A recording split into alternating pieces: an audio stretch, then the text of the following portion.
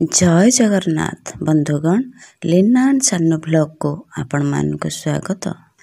आसंतु जानिमा जड़े अविश्वासी लोक जी कि महाप्रभुंकर अस्तित्व को विश्वास न करी लुचिकरी सही व्यक्ति सही राति सही स्थान रे रहिथिले जो रात्रि रे महाप्रभु जगन्नाथ को माटी तले पोता जाइथिला।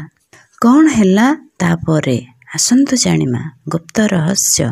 सही व्यक्ति एमिति कौन देखिथिले जे से ताकू तांकर निज डायरी रे लिखिथिले, जहाकू पढ़िले आज मध्य लोम टांकुरी उठे। तांको सह सही रात्रि रे एमिति कौन घटिथिला, चलंतु जानिमा आजिर सही रात्रिर रहस्य आजिर एही भिडियो रे। ता पूर्वर मु कहि रखुछि आपण माने जो व्यक्ति मोर चैनल टी को सब्सक्राइब करि नाहंती एमिति न्यू न्यू वीडियो देखिबा पई चाहुचंती ताहाले मोर ही लीना एंड सानू ब्लॉग चैनल टी को सब्सक्राइब करंतु। आउ कमेंट बॉक्स रे जय जगन्नाथ लिखिबा को जमा भी भूलिबेनी। आउ हाँ बंधुगण ऑल नोटिफिकेशन टी निश्चय ऑन करिवे, कहीं ना मो सर्वप्रथमे जो जो वीडियो छाड़बी आपण मानक पाखरे जे कि सर्वप्रथमे नोटिफिकेशन टी पहुँची पारिबो।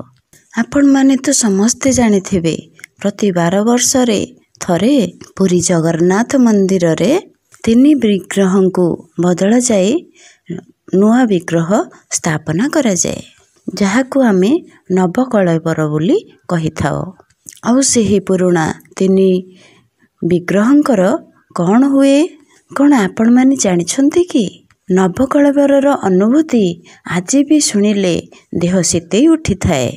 बहुत रहस्यमय अटे एही नवकलेवर।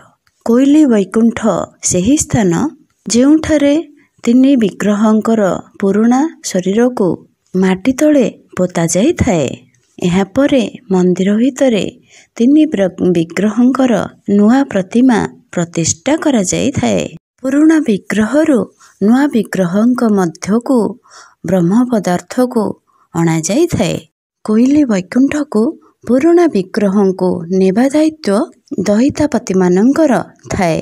रथयात्रा और बाहुड़ा यात्रा रे जेपरी टाहिया लगाई प्रभु हमर गोटी पहंडी होई जानती सेही परि भावरे एही नीति सबु गुप्त भावरे होई थाए।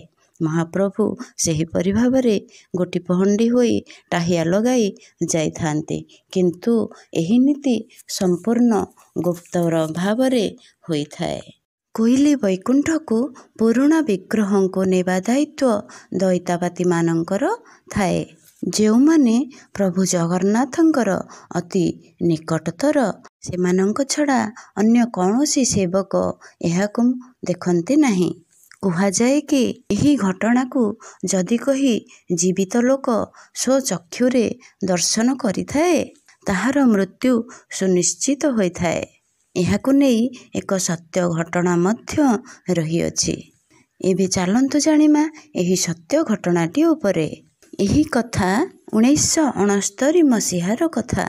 खोर्धा जिलार कृष्णचंद्र राय नवकलेवर प्रक्रिया को प्रभु जगन्नाथंकर विग्रह को माटी तले पोतिबा को मूर्खता आउ अंधविश्वास बोली कहूथिले। से एहा को प्रमाण करने को जाए नवकलेवर राति रे से लुचि करी जगन्नाथ मंदिर भितरे रहिथिले। दहितापति माने जेतेबेले 3 विग्रह को कोइली वैकुंठ को नेले ता पूर्वरु से एक गछ मूले बा गछ उपरे चढ़ी एही सब दृश्य को देखुथिले। दहितापति माने 3 विग्रह को सेठारे माटी तले पोती सेठारु फेरी आसिले। कृष्णचंद्र गछ उपरे बसी एही सब दृश्य को सबु देखु थांते। चतुर्दिग सुनसान हो जाए थाए।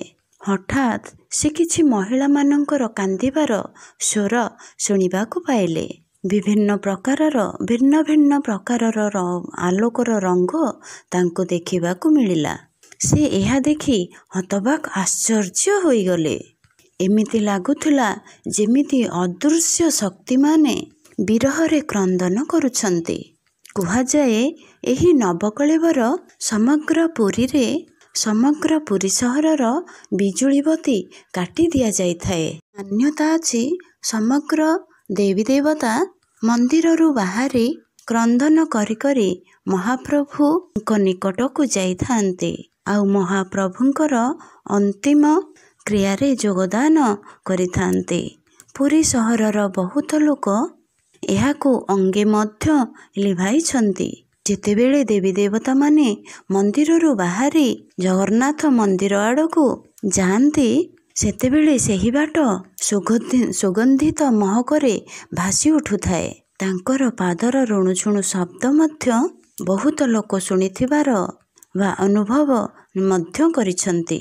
ସେମାନେ କୋଇଲି ବୈକୁଣ୍ଠକୁ ଯାଇ ପ୍ରଭୁଙ୍କର ପୁରୁଣା ବିଗ୍ରହକୁ ପୋତା ଯାଇଥିବା ସ୍ଥାନରେ କ୍ରନ୍ଦନ କରିଥାନ୍ତି। ତେବେ ତା ପରଦିନ ସକାଳେ କୃଷ୍ଣଚନ୍ଦ୍ର ରାୟଙ୍କର ନିର୍ଜୀବ ଶରୀର କୋଇଲି ବୈକୁଣ୍ଠରୁ ମିଳିଥିଲା। ସେ ସେହିଦିନ ରାତିରେ ଯାହା ସବୁ ଦେଖିଥିଲେ ବା ଅନୁଭବ କରିଥିଲେ ସେ ସମସ୍ତ କଥା ସେ ତାଙ୍କ ଡାଏରୀରେ ଉଲ୍ଲେଖ କରିଥିଲେ, ଯାହାକି ତାଙ୍କର ମୃତ ଶରୀର ପାଖରେ ପଡ଼ିଥିବାର ମିଳିଲା, ଯାହାକୁ ପଢ଼ିଲେ ଆଜି ମଧ୍ୟ ଲୋମ ଟାଙ୍କୁରି ଉଠେ। ତେବେ ଦର୍ଶକ ବନ୍ଧୁ, ଆପଣମାନଙ୍କୁ ଆଜିର ଏହି ଭିଡ଼ିଓଟି ମୋର କିପରି ଲାଗିଲା ମୋତେ କମେଣ୍ଟ ବକ୍ସରେ କମେଣ୍ଟ କରି ନିଶ୍ଚୟ ଜଣାନ୍ତୁ। ଆଉ ଏହି ଭିଡ଼ିଓ ଉପରେ ଆପଣମାନଙ୍କର କ'ଣ ମତ ଅଛି ତାହା କମେଣ୍ଟ କରି ନିଶ୍ଚୟ ଜଣାନ୍ତୁ। ରହୁଛି ବନ୍ଧୁଗଣ, ଜୟ ଜଗନ୍ନାଥ।